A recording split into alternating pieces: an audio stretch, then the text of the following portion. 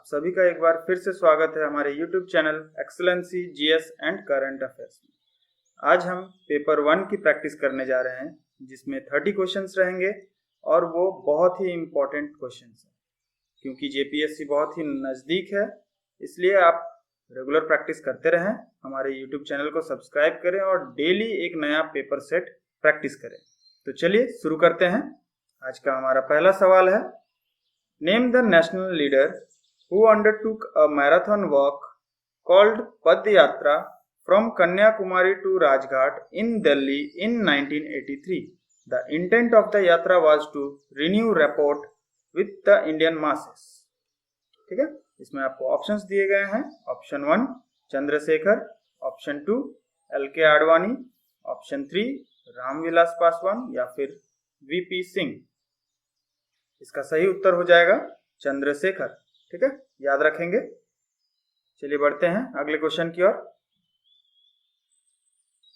हमारा अगला क्वेश्चन है, name the Indian prime minister who announced in the parliament that he would implement the Mandal commissions recommendations. This declaration triggered nation wide protest in India. चार options जो हैं, पहला राजीव गांधी, दूसरा VP Singh, तीसरा चौधरी चरण सिंह या चौथा चंद्रशेखर। इसका सही उत्तर हो जाएगा VP सिंह। याद रखेंगे, VP Singh is the right answer for this question. चलिए आगे बढ़ते हैं। Who among the following is the chairman of the inter state council. पहला ऑप्शन है the chief minister of the largest state, the union home minister, the prime minister या फिर the vice president. ये question एक बार ध्यान से सुनेंगे क्योंकि ये बहुत ही इंपॉर्टेंट क्वेश्चन है। हु अमंग द फॉलोइंग, नीचे जो चार दिए गए ऑप्शंस हैं उसमें से कौन सा is the chairman of the inter state council. ठीक है, ध्यान देंगे, इंटर स्टेट काउंसिल के बारे में पूछा जा रहा है। The chairman of inter state council, तो इसका सही उत्तर है द प्राइम मिनिस्टर। याद रखेंगे, the prime minister is the chairman of the inter state council. ये बड़ा ही इंपॉर्टेंट क्वेश्चन है, इसे मार्क करके रखेंगे। ठीक है, वेरी वेरी इंपॉर्टेंट क्वेश्चन जो कि आ सकता है अगले जेपीएससी एग्जाम में। नेक्स्ट आगे क्वेश्चन है, in which year United Nations Organization was formed. ये बड़ा ही आसान सा सवाल है, इसमें पूछा जा रहा है in which year United Nations Organization, जिसे हम UNO के नाम से जानते हैं, was formed। Option A 1945, option B 1947, option C 1954 या फिर ऑप्शन D 1919। तो इसका सही उत्तर है 1945। ठीक है, बढ़ते हैं अगले क्वेश्चन की ओर। Who was the Viceroy of India on the eve of Indian independence। हमारी आजादी के ईव पे यानी आजादी के जस्ट टाइम पे वाइसरॉय ऑफ इंडिया कौन थे। Option 1 Lord Wavell, option 2 Lord Curzon, option 3 Lord Mountbatten या ऑप्शन 4 C राजगोपालाचारी। ठीक है, तो इसका सही उत्तर हो जाएगा लॉर्ड माउंटबेटन। याद रखेंगे, हमारे इंडिपेंडेंस के टाइम पे वाइसरॉय ऑफ इंडिया थे लॉर्ड माउंटबेटन। ठीक है, चलिए बढ़ते हैं अगले क्वेश्चन की ओर। तो हमारा अगला सवाल है, which ICS officer was associated with the formation of Indian National Congress in 1885। ध्यान देंगे, इंडियन नेशनल कांग्रेस का फॉर्मेशन जो कि 1885 ईयर में हुआ था, उस समय ICS ऑफिसर कौन थे उसके बारे में पूछा जा रहा है। तो पहला ऑप्शन है Lord Macaulay, Lord Simon, Lord Irwin या फिर A.O. ह्यूम। ठीक है, इसका सही उत्तर हो जाएगा A.O. ह्यूम। याद रखेंगे, A.O.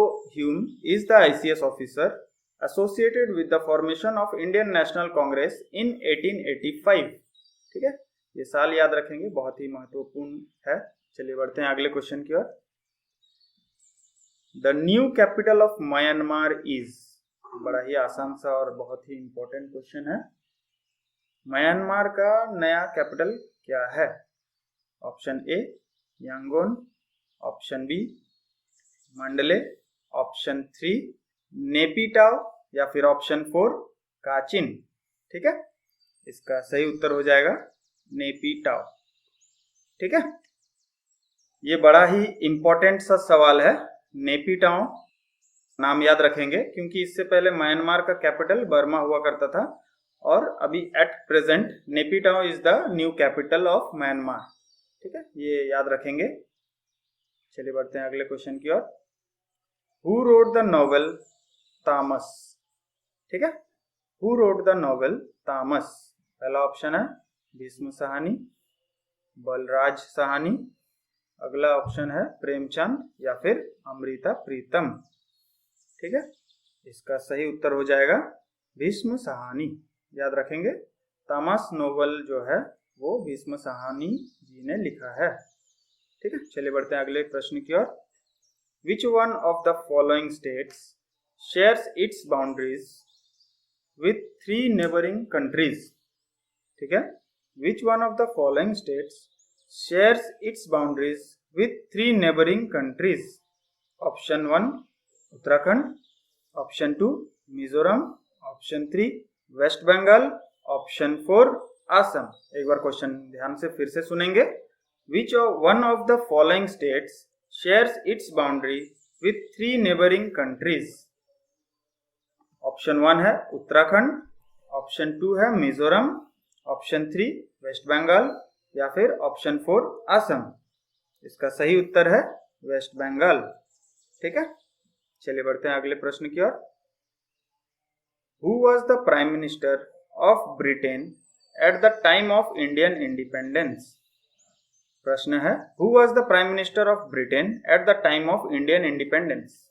Option 1 Harold Wilson, option 2 Winston Churchill, option 3 Clement Attlee, option 4 Macmillan.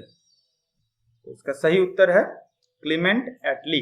याद रखेंगे, Clement Attlee was the Prime Minister of Britain at the time of Indian Independence।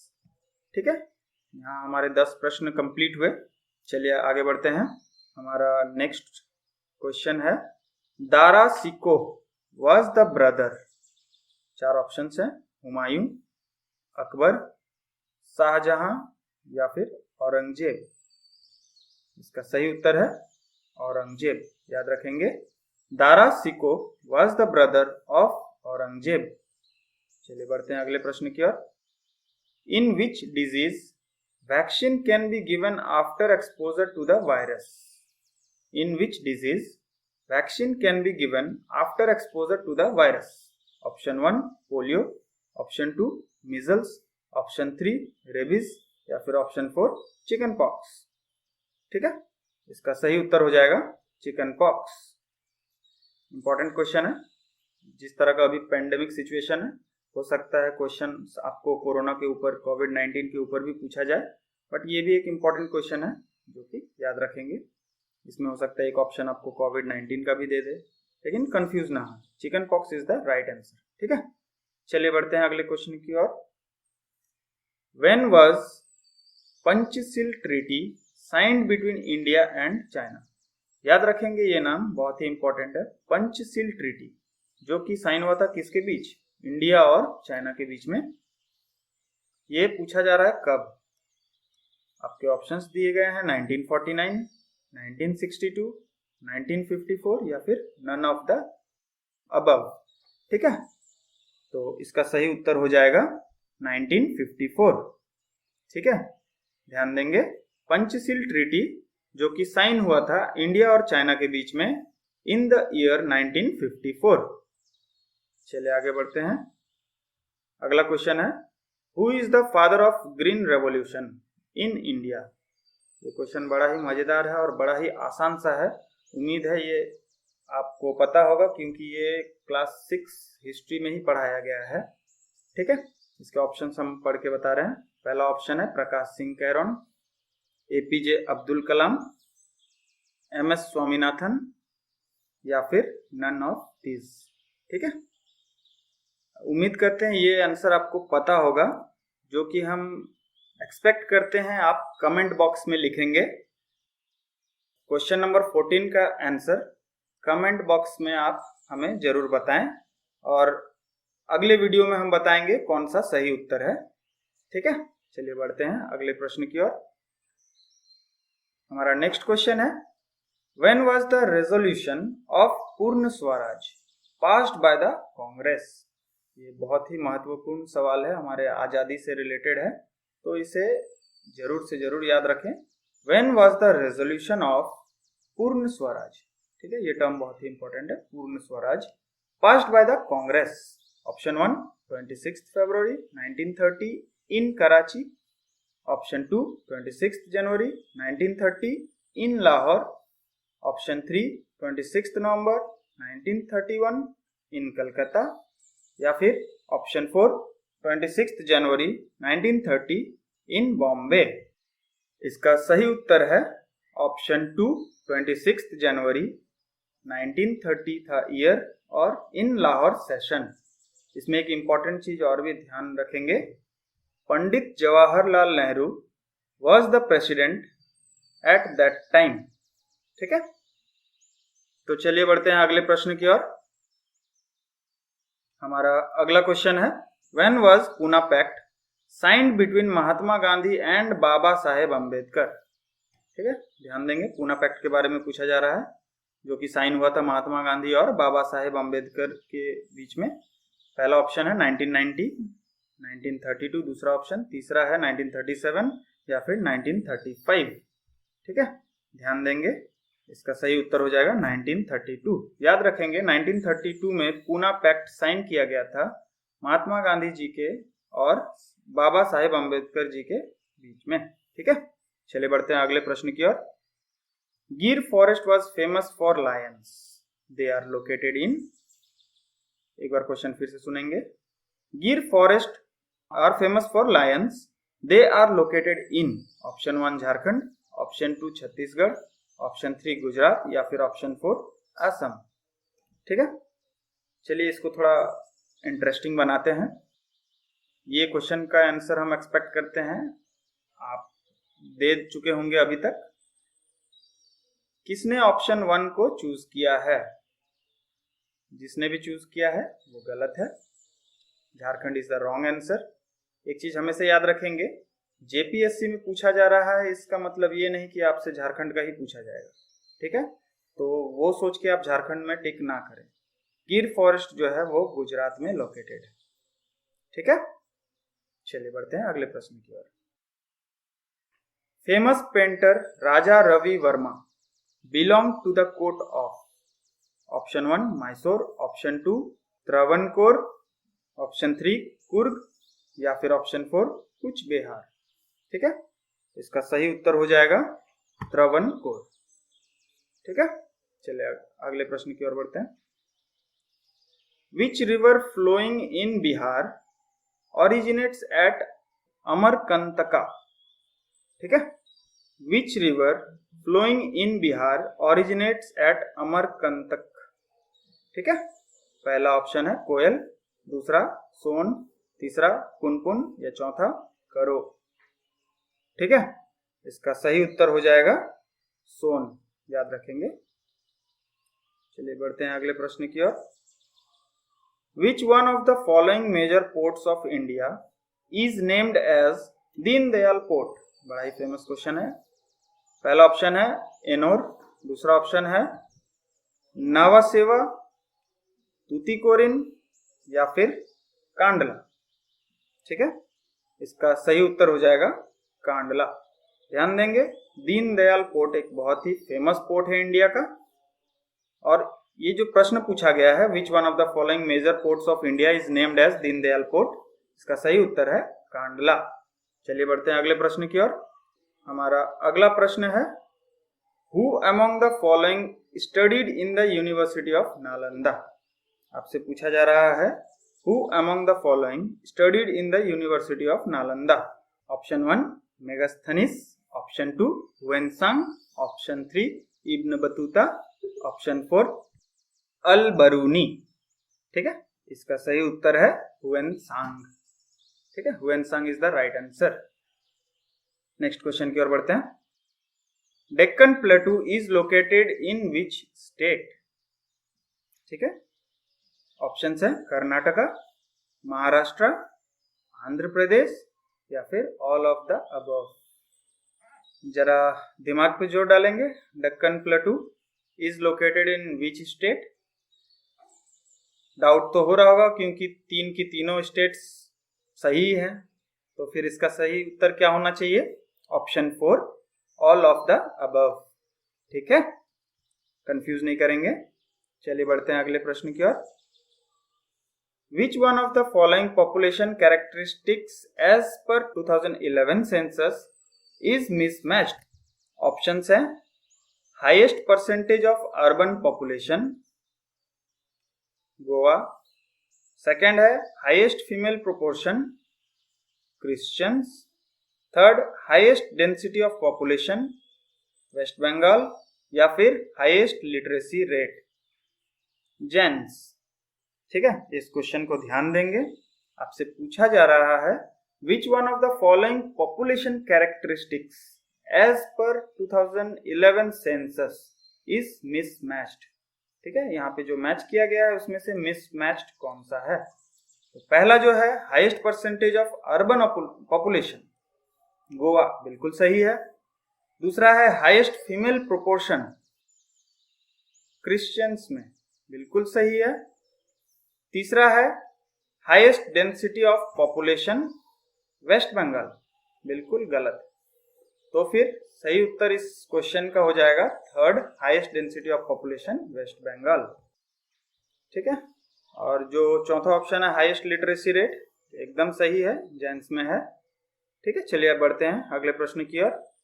Hyper inflation in the economy will lead to easy loans और increased production of goods or fall in value of money or increased deposits in banks।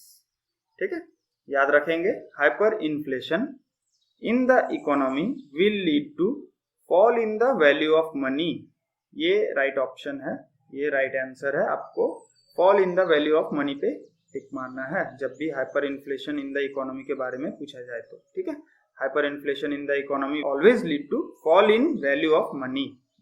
चलिए बढ़ते हैं next प्रश्न की ओर। Which software has spreadsheets? बड़ा ही आसान सा सवाल है।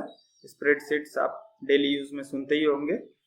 पहला ऑप्शन दिया गया पावर पॉइंट, दूसरा ऑप्शन है माइक्रोसॉफ्ट वर्ड, तीसरा ऑप्शन है विंडोज मीडिया प्लेयर या फिर चौथा माइक्रोसॉफ्ट एक्सेल। ठीक है, ये जो भी माइक्रोसॉफ्ट के सॉफ्टवेयर यूज किए होंगे उनको पता होगा कि power point, Microsoft Word and Microsoft Excel, ये तीनों जो है माइक्रोसॉफ्ट सॉफ्टवेयर का है। ठीक है, जिसको हम लोग माइक्रोसॉफ्ट ऑफिस के नाम से भी जानते हैं। ठीक है, ये एक पैकेज है माइक्रोसॉफ्ट ऑफिस के अंडर में, ये तीनों सॉफ्टवेयर आते हैं, Microsoft power point, Microsoft word और माइक्रोसॉफ्ट एक्सेल। तो इसका सही उत्तर जो है वो है माइक्रोसॉफ्ट एक्सेल। ठीक है, स्प्रेडशीट्स जो है वो माइक्रोसॉफ्ट एक्सेल में पाया जाता है। चलिए बढ़ते हैं अगले प्रश्न की ओर। हमारा अगला प्रश्न है computer tools such as Word, Excel and power point are products owned by which of this companies. अभी जस्ट इसके प्रीवियस क्वेश्चन में आपको हम एक्सप्लेनेशन दिए कि Word, Excel and power point are the products owned by Microsoft. Just आपको इसके पहले वाले क्वेश्चन में हम एक्सप्लेन किए हैं। ठीक है, तो याद रखेंगे, सही आंसर है माइक्रोसॉफ्ट। चलिए बढ़ते हैं अगले प्रश्न की ओर। That an iron ship floats in water but an iron ball sinks. बड़ा ही आसान सा क्वेश्चन है, ये आप क्लास 9 फिजिक्स में पढ़े होंगे। That an iron ship floats in water but an iron ball sinks is an example of. पहला ऑप्शन है न्यूटन सेकेंड लॉ, दूसरा पास्कल्स लॉ, तीसरा आर्चिमेडिस प्रिंसिपल या फिर डाल्टन्स लॉ। इसमें टाइम वेस्ट नहीं करते हैं, सही आंसर है थर्ड, आर्चिमेडिस प्रिंसिपल। चलिए अगले प्रश्न की ओर बढ़ते हैं। Which of the following automobile gases is not considered to be an air pollutant. निम्न में से जो गैसेस, ऑटोमोबाइल गैसेस ऑप्शंस में दिए गए हैं, उनमें से कौन सा एयर पॉल्यूटेंट नहीं है? Option 1 carbon dioxide, option 2 carbon monoxide, option 3 sulphur dioxide या फिर ऑप्शन 4 नाइट्रोजन डाइऑक्साइड। ठीक है, इसका सही उत्तर है कार्बन डाइऑक्साइड। याद रखेंगे, carbon dioxide is the automobile gas which is not considered to be an air pollutant. बढ़ते हैं अगले क्वेश्चन की ओर। What does the acronym NATO stand for?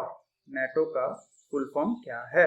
Option 1 North American Trade Organization, option 2 North American Treaty Organization, option 3 North Atlantic Treaty Organization या फिर option 4 non atomic treaty organization. ठीक है, NATO के बारे में आपने सुना ही होगा, तो कोशिश कीजिए इसका जवाब देने का। चलिए बता देते हैं, इसका सही उत्तर है नॉर्थ अटलांटिक ट्रीटी ऑर्गेनाइजेशन। याद रखेंगे, बड़ा ही इंपॉर्टेंट सवाल है। ठीक है, तो आगे बढ़ते हैं हमारा क्वेश्चन ऑफ द डे की ओर। ये बहुत ही इंपॉर्टेंट सवाल है। ठीक है, जो हमारे हिसाब से अगले जेपीएससी में पूछा जा सकता है। क्वेश्चन है, demand for which of the following commodities will be almost perfectly in elastic. ठीक है, फिर से सुनेंगे, demand for which of the following commodities will be almost perfectly in elastic. Term ध्यान देंगे, पूछा जा रहा है ऑलमोस्ट परफेक्टली इन एलास्टिक। पहला ऑप्शन है कार्स, दूसरा बेसिक फूड ग्रेन्स, तीसरा डाइनिंग आउट या फिर चौथा गोल्ड। बड़ा ही इंपॉर्टेंट सवाल है। इसका सही उत्तर हो जाएगा बेसिक फूड ग्रेन्स। ठीक है, याद रखेंगे, फॉलोइंग कमोडिटीज में से which will be almost perfectly in elastic जब पूछा जाए तो उसका सही उत्तर है बेसिक फूड ग्रेन्स। तो आज का जो प्रचंड अभ्यास का सेशन है, आज हम लोग यहीं पे समाप्त करेंगे। कल फिर से एक नया सेशन लेके आएंगे, लेकिन उससे पहले ये वीडियो अगर आपको अच्छा लगा हो तो लाइक करें, अपने दोस्तों के साथ शेयर करें ताकि उन्हें भी जेपीएससी के प्रिपरेशन में हेल्प हो, और ज़रूर से ज़रूर सब्सक्राइब करें ताकि हमें मोटिवेशन हो, हम इंस्पायर हों और आपके लिए और ज़्यादा वीडियोस बनाएं। ठीक है, आज के लिए इतना ही। धन्यवाद। कोविड से बचे रहें, अपना ख्याल रखें, अपने परिवार वालों का ख्याल रखें और घर में ही एक्सेलेंसी में अपने नए नए वीडियोस, नए नए लेक्चर्स को देखते रहें और जेपीएससी का प्रिपरेशन करते रहें। Thank you.